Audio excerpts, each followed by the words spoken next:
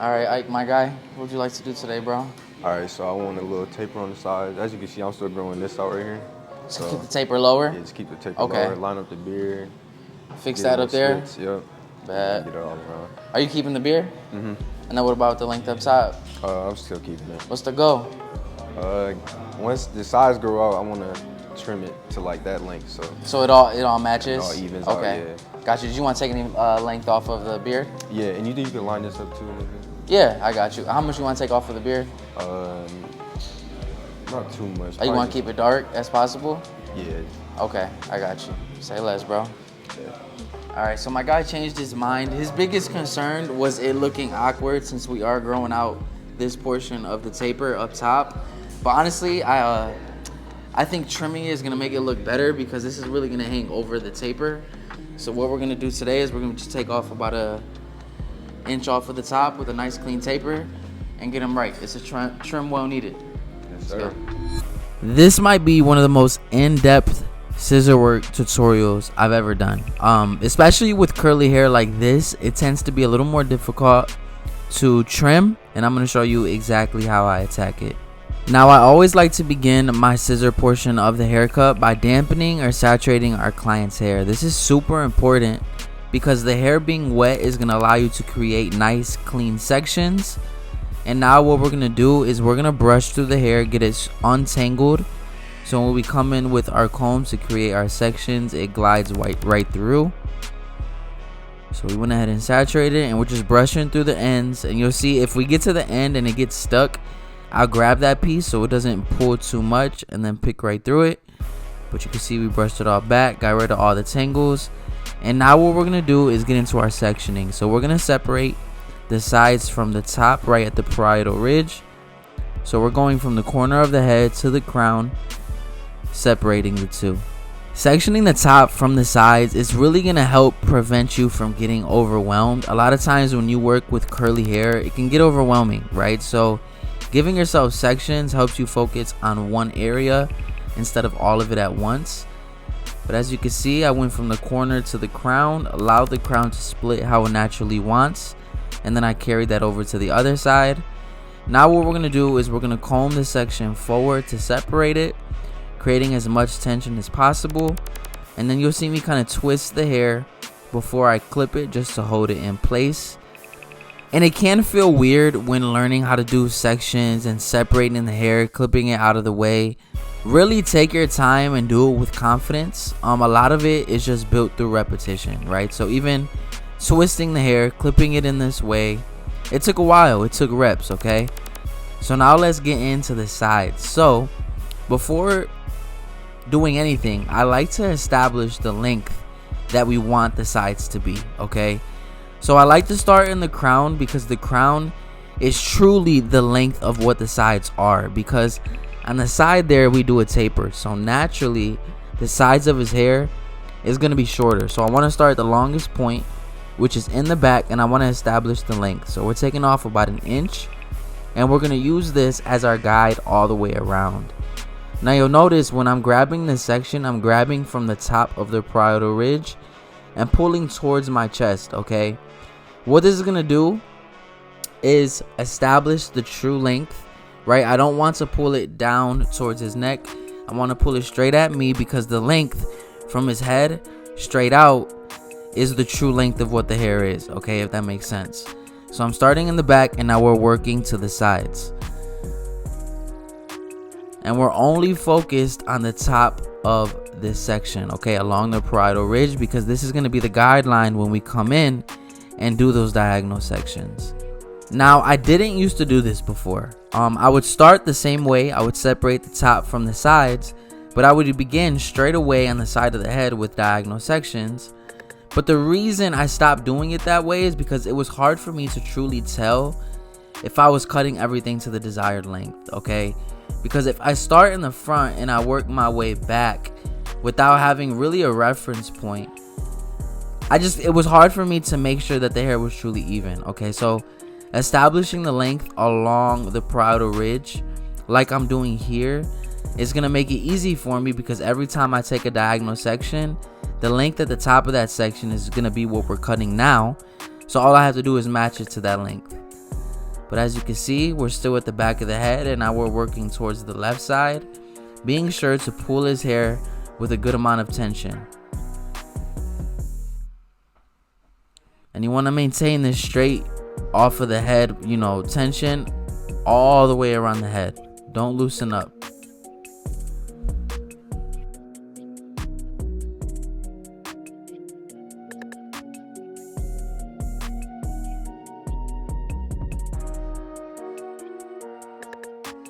And right here, you're going to notice every time I pull the hair, I'm using the previous section that we cut as our guideline for cutting the rest. I'm not guessing. I'm not cutting off if I don't see where I left off last. This is going to help you trim with confidence because there's no guesswork involved, okay? You're following guidelines throughout this entire haircut. Okay, so after establishing the length along the parietal ridge for the sides and back, we're going to start by taking diagonal sections, working our way towards the back of the head. All right, so you're gonna see every time I create a section, it's gonna be about the width of the comb, and I'm kind of giving it a diagonal shape from that section at the top all the way down to the nape. Now this is very important. I'm still pulling the hair straight off of the head, okay? I don't want it to get gradually shorter towards the bottom. I want it to be a consistent length all the way through down to the bottom of this diagonal section. This is because, we don't want to go for a wedge shape here. We want his curls to stay round. We want them to be the same length, and we don't want it to be shorter at the top of his head and then, longer at the top of his head and then shorter at the bottom. We want it to be the same length. So right here, you're going to see me grab another section, separating it from the hair that we don't want to cut, as you can see. And if it's too dry, always saturate the hair to hold it out of the way. So you see I'm using the comb to kind of push the hair that I don't want to mess with out the way. And now I'm going to grab that section. I'm pulling straight off of the head. And you'll see at the top of the inside of my finger is the length that we established along the parietal ridge.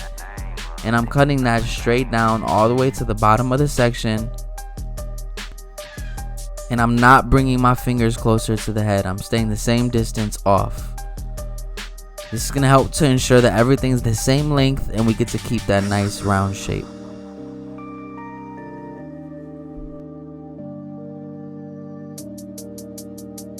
And now at this point, it's going to be super easy. We're going to continue to take those diagonal sections, moving all the way to the back of the head. And then once we get to the back of the head, we'll shift over to the left and do the same thing. But we're going to stay consistent. Right here, I switched up the angle a little bit for you guys. So you can see I'm grabbing the hair with some nice tension, pulling it towards myself. And then at the top of my finger is the length we already cut. And we're going to match everything to that. But you can see I'm keeping my hand straight off of the head. I'm not getting closer towards the bottom. We want this to maintain length. Now, if the only difference is if I wanted this to gradually blend into his taper and not really be an undercut, as I get towards the bottom of this section, I will bring my fingers closer to the nape so we can gradually get shorter from his parietal ridge or his crown down to his neckline. But that's not what we want. We want it to be an undercut because he does get braids. He just wanted a trim. And this is going to be the last section we take going on the right side to the back. And then after this, we're going to move to his left side, where we're still pulling straight off of the head and cutting everything to that length we established at the beginning.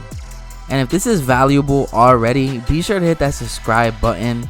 I looked at my analytics and about 70% of the people that watch this channel aren't subscribed. And I know you guys like it because it tells me when you come back. Okay, so be sure to hit that notification bell, hit that subscribe button. It helps the channel grow so we can help more barbers and elevate this industry. Yo, real quick, are you a barber who feels like everyone's barber business is growing but yours? Right, your haircuts aren't where you want them to be, and getting clients seems impossible. Well, I want to help you get unstuck, and that's why I created the Better Barber Blueprint, so you can leverage my experience and go from struggling barber to booked and busy in the shortest amount of time. This is a blueprint designed to help level up your skill set, attract more clients, and leverage content to create more income. Inside this community, we combine next level haircutting and content creation so you can grow behind the chair and potentially beyond it. So what all exactly do we learn inside this community? I go over my exact haircutting system called the Build and Blend Framework to achieve high quality haircuts in an efficient manner, as well as proven clientele building strategies to turn strangers into clients. And I give you my exact content system that has helped me grow my YouTube channel and my social media presence, called the Post More, Make More Framework. And if that wasn't enough, you also get direct access to myself where you can ask any questions you may have and get feedback on your haircuts as well as content. So if you're ready to unlock the secrets to growing your barber business, tap the link in the description and let's grow today. And we're finishing up over here on the right side. So now what we're gonna do is move over towards his left, and we're still gonna follow the same exact process. The only difference is we're taking diagonal sections in the opposite direction. So we're pushing the hair out of the way that we're not gonna deal with at the moment. And we're gonna grab this small section, and the truth is, guys, don't feel like you need to cut if you don't see a drastic difference in length, okay? Sometimes other spots might be more uneven, so you might not have to cut as much, okay? Only cut if you see your guideline. And we're gonna maintain this all the way through the back. And you can see I'm trying my best to have nice, clean sections, to stay organized. Being organized throughout a haircut helps you to have clean end results. All right, so if you could stay clean throughout the process of your haircut, it's gonna help to get the result that you want.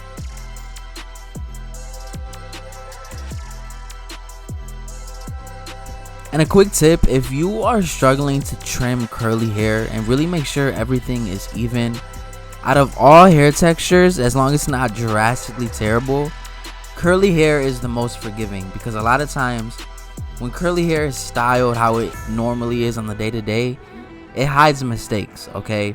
So don't be too hard on yourself. If you try to do a curly trim and you feel like it didn't come out that good, a lot of times the client will go home, they'll style their hair as normal, and you won't be able to tell, okay? So that should just give you some peace of mind, but always try your best to build that nice shape that the client desires. But as you can see, the guideline is at the top of the inside of my finger, and we're just following that straight down. Very clean, very simple. As you can see, it's not overwhelming at all when you have a system and a process to follow.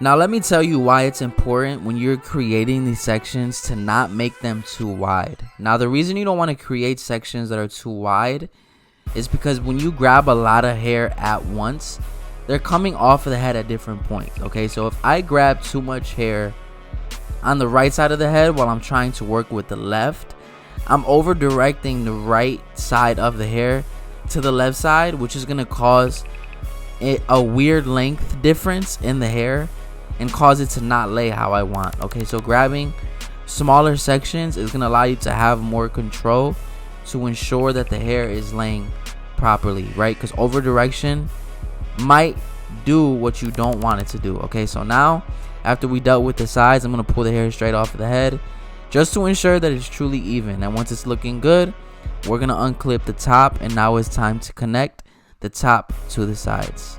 And you can see it is very, very long. It's hanging over his eyes. This client hasn't trimmed his hair in about 7 months. He's just been getting braids, okay? But the thing is, when your hair is long like this and you get braids and then you want to take a break from braids, it's hard to do something with. And that's why we're doing this trim today.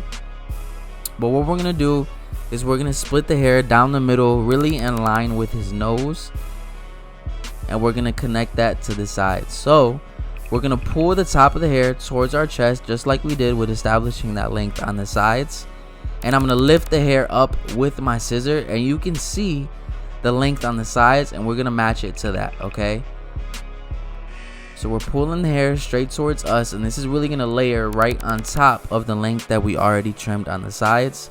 And you should be able to see the guideline you created on the sides when you do this. So when you pull it towards you, you're going to get your scissor closed, lift the hair up right under it, and you'll see slight hairs that were cut, and you'll just match that length. And it shall fall and sit really nicely on top of the sides. Now we're going to do this on both sides, and the reason you want to split it symmetrically down the middle is because this is what's gonna bring balance, okay? If you're looking at him from a straight view, you want the right side to sit on top of, the top of his hair to sit and blend nicely into the right side of his head, and then same with the top blending into the left side of his head, okay?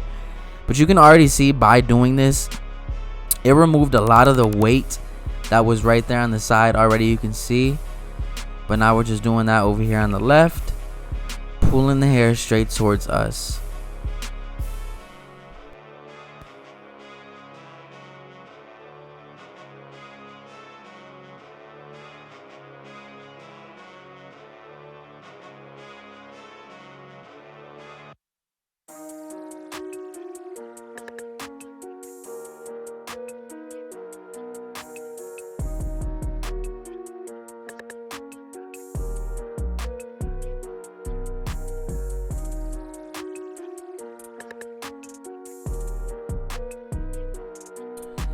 And we're still continuing that process. Don't be scared to go through the hair more than once. Alright, a lot of times you see me go over the same spot just to truly make sure I got, every hair possible. And now that once we did that on the left and the right, we're going to comb it over towards the front, and we're going to focus on the fringe. This is going to be easy because we're just going to use the sides as our guideline. We want this to sit right at the eyebrows. So we're starting in the middle and then working towards the side, and this should seamlessly really blend into the length that we already trimmed on the side. And this is important because a lot of clients, they really won't notice anything behind the front or the fringe. So nailing exactly where they want the fringe to sit a lot of times will sell the client. And now we're gonna move over towards his right, and you'll see starting in the middle and going towards his right, it's gonna blend right into the sides because we want to have that nice balanced silhouette.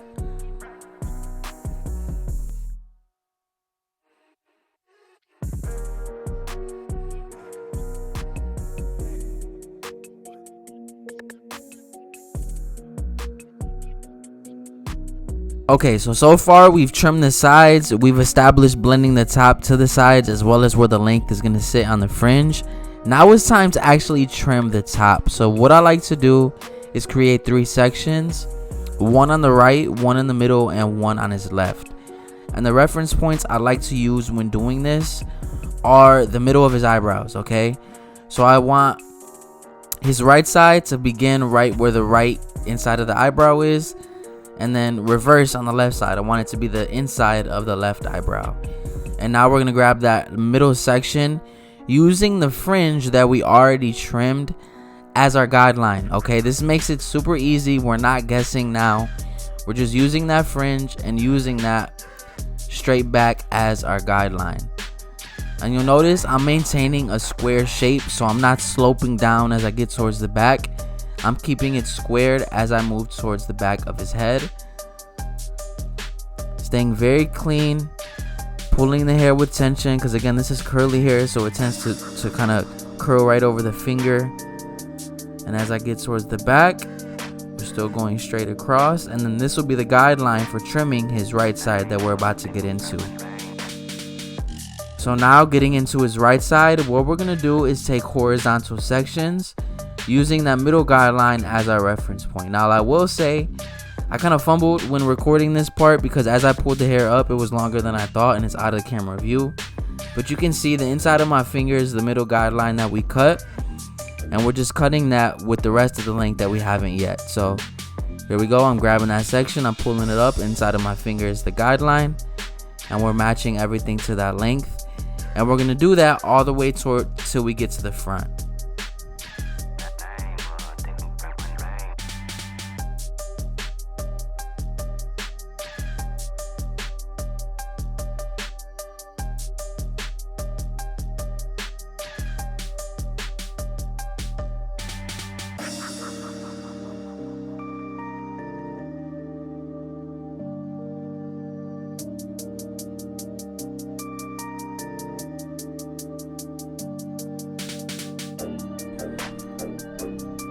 Boom. Now I'm just going through the hair, making sure that I truly cut everything to the same length. And that completes our right side. Now what we're going to do is we're going to find that middle guideline once again, and we're going to comb that over towards his left and do the same thing.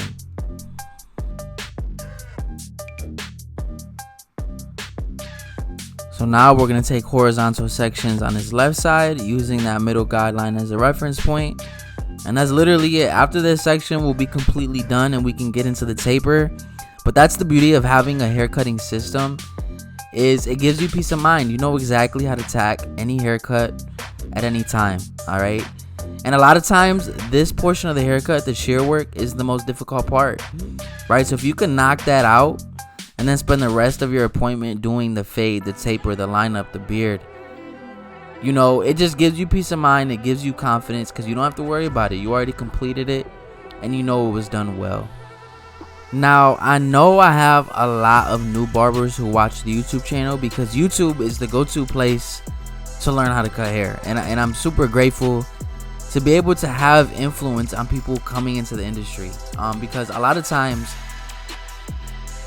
the habits and the mindsets that barbers attack their career with are learned through the people that taught them in the beginning. All right, that's why you see barbers with bad habits maintain bad habits throughout their entire career, because they learned that from the first shop they were at, or the first person that cut their hair. So I never take lightly that I'm a lot of people's entry point into the barber industry, and I'm truly grateful for that. Okay, and I had someone ask me in the DMs recently that they had 2 weeks left before they get into a shop graduating barber school, and what's a few pieces of advice you'd give to someone in this position. Okay, so if you are a barber who's getting ready to graduate barber school, one of the biggest pieces of advice I can give you is join the right shop.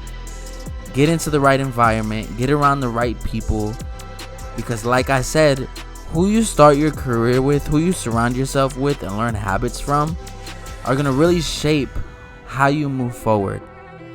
Now, a second point or a piece of advice I would give you is to understand that it's so much more than cutting hair. And you realize this quickly. There's a lot of people who are good at cutting hair but stay stuck behind the chair forever. All right, and for the most part, you don't want to be stuck behind the chair forever because you have to. Okay, so yes, it's important to get to a place where haircutting is easy, right? You can be confident and know that you can attack any hairstyle. But once you get to that point, it's really important to understand how to get clients, how to keep clients, how to maintain relationships, how to build relationships, right? You really want to lock in on the business aspect and other things outside of cutting hair, because barbering is so much more. All right, that's my second piece of advice. But to get into this taper, we want to keep it low, okay? Because at the top of this taper is the area he's growing out. He had a braids, so what I did is I was taking a 4 up to the part line and then just doing a taper. But now he wants a more balanced look, so we're growing that out and we want to keep this taper low. So I debogged with the 2, and then I created my bald line. And now from the bald line, I went in closed, opened up the lever a notch, went up higher, opened up a lever another notch, went up higher until I was fully open.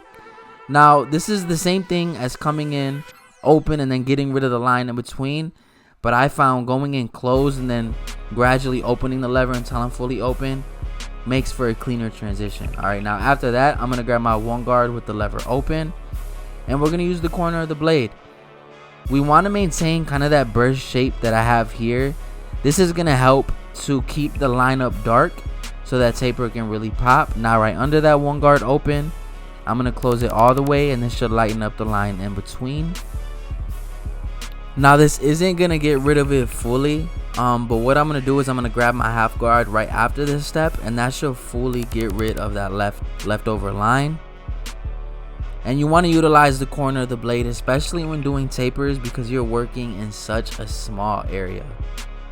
Now before I continue to explain this taper, if I can give a third piece of advice that's super important, is barbering is enough. Okay, a lot of people get into the barbering game and think they have to be a barber and a real estate agent, or a barber and a reseller, right?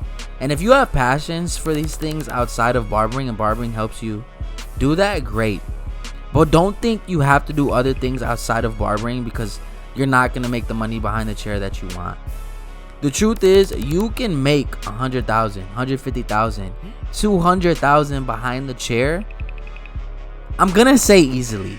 if I'm being honest. Before I move on, I'm just doing clipper over comb here, and to transition into that bulk. Now I could use guards, but clipper over comb gives me more control instead of going to the 3 and then the 4. Okay, but back to my point, barbering is enough. You don't need to do other things outside of cutting hair in order to make that amount of money. All right, now once you get to the fork where you are making 150,000, 200,000 behind the chair, charging 50, 60, 80, potentially even $100, that's when you can start looking at other things to scale that income. Okay, but I would say most people, if they can make between 100 and 200,000, are happy, especially barbers. All right, and you don't have to do anything but cut hair. But what you do need to do is focus. What you do need to do is treat this like a business. All right.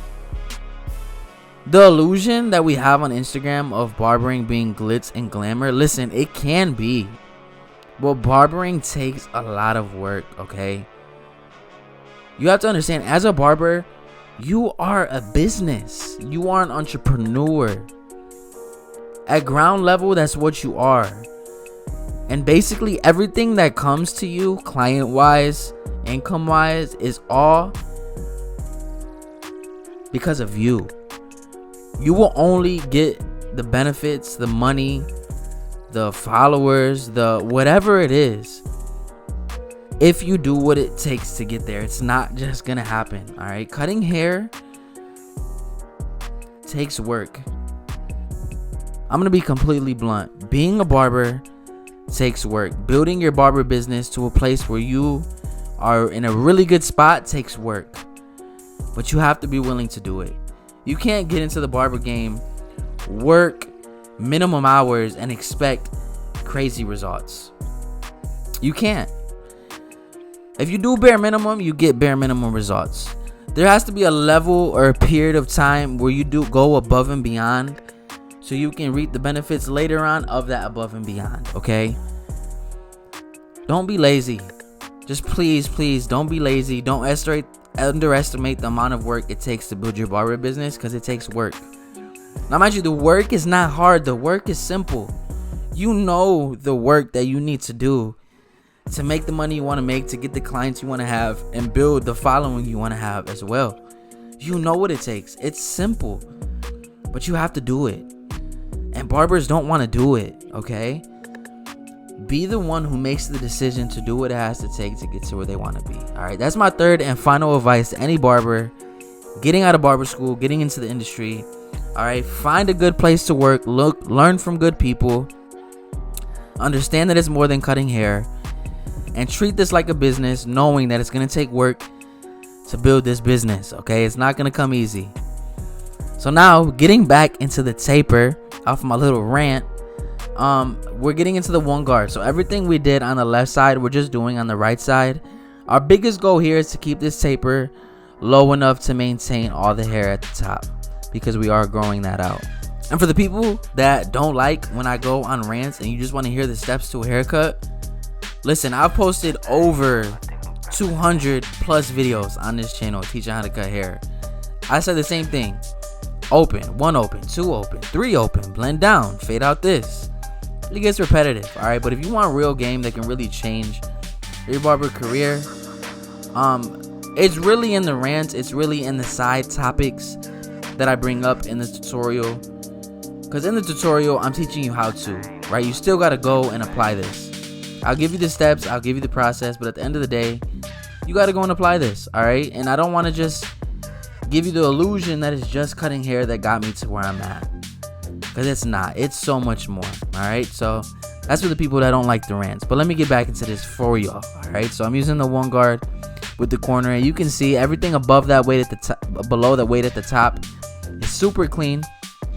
But we are going to do some clipper over comb. Now when doing clipper over comb, you just want to come in, scoop out, and flare out a little bit. All right, this is going to help maintain the weight at the top, but still blend in nicely. And then I will follow this up with some thinning shears or scissor over comb just to smooth everything out.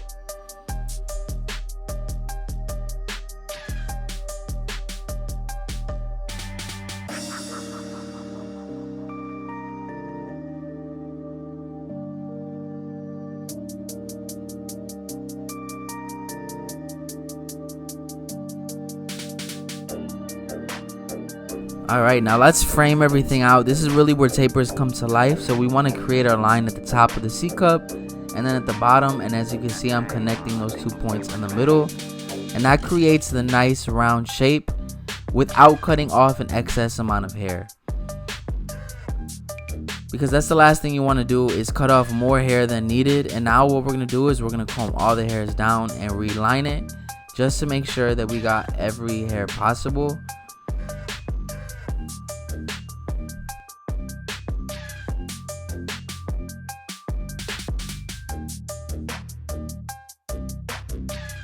So now that we completed this taper and I'm just blending into his facial hair, let me get back into what I was talking about. All right, another thing I want to bring up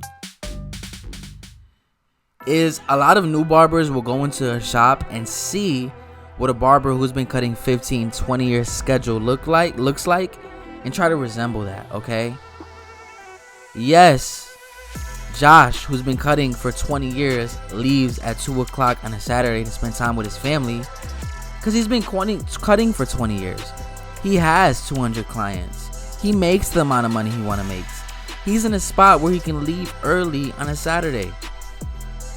All right. Yes, Jose comes in at 11 o'clock throughout the week and leaves at 5 because he's been cutting hair for 25 years.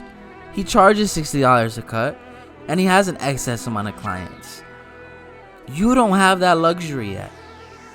You're just getting into the game. You barely have 5 clients. You have no business getting to the shop at 11 o'clock, 12 o'clock, 1 o'clock and wanting to leave on the busiest day of the week, Saturday, at 3. That's not going to work. You're not going to build a successful barber business like that, all right?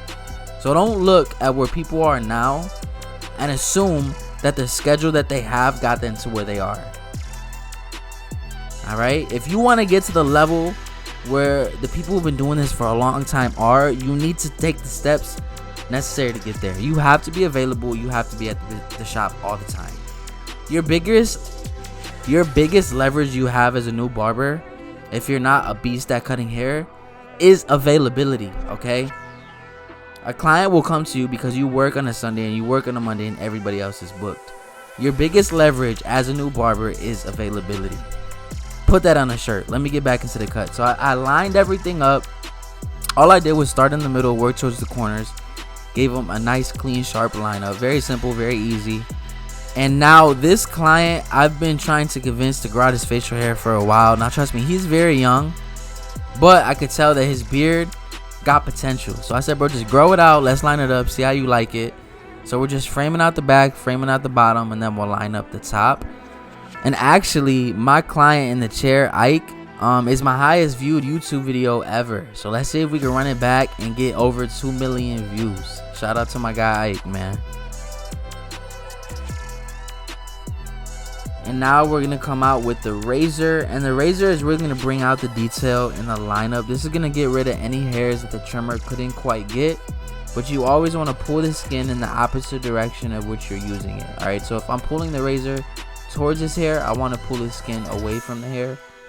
This is going to create tension so we don't cut or nick or scrape our client. Because personally, my biggest pet peeve is when I irritate a client's skin, because I can give the best possible haircut, but if the lineup is red, their beard line is red, their skin is cut, it takes away from the entire look. Okay, so be sure to not cut your client. Take your time, be patient, and don't ever force the razor. If you feel a tug when you're using a razor, don't scrape through it. All right, be gentle. And now we're gonna line up his facial hair. So we're gonna start at the top of the beard, and then we'll go to the bottom and connect those 2 points in the middle. Very similar process to when I'm lining up the C cup, giving myself those 2 reference points. This just helps me to not dig in more than I have to.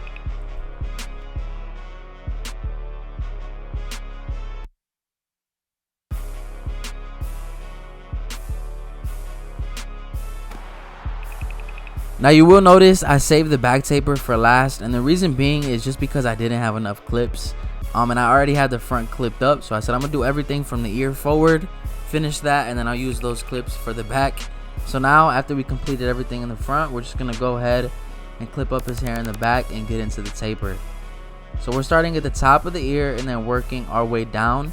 The reason I like to frame out the neckline up before getting into the taper is because I feel like it helps me create a cleaner blend. A lot of times I feel like if I do the blend first, I might take off too much hair along the nape line than I want, and having a crisp nape line is super important when doing a neck taper.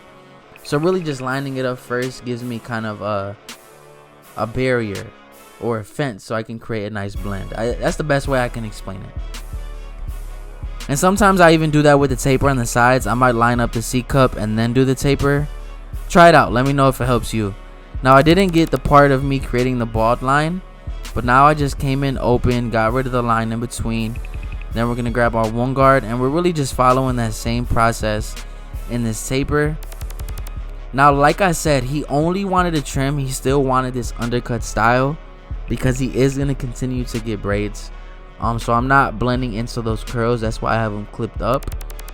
But the goal with this, because sometimes he will wear the curls down, is to keep the top of the taper as dark as possible. Okay, so when the curls fall on top of it, it gives the illusion of it being blended.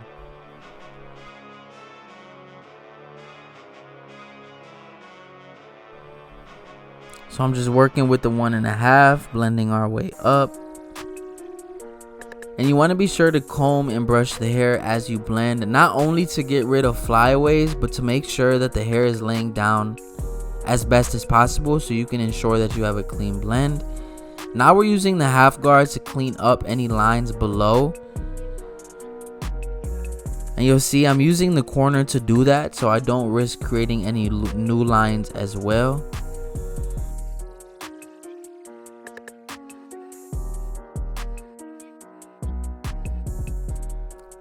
Now if the half guard doesn't do the job, you can always go ahead and take it off like I'm doing here and use the blade. Alright, but when you're using the blade, you really want to be careful so you don't, like I said, create new lines, but it will allow you to be a lot more detailed. And now to blend into the length at the top of the taper, again, you could use bigger guards working up, but I like to do clipper over comb for more control. And you can see it kept the top of the taper nice and dark so the curls can fall right on top. And never let a client leave with hair all over them. But family, this is the cut. I walked you guys through how to do a curly trim, a nice taper, lineup. If this video helped you in any way, shape, or form, hit that like and subscribe button. And if you want to go more in depth with coaching from me, join the Better Barber Blueprint by tapping the link in the description. Peace.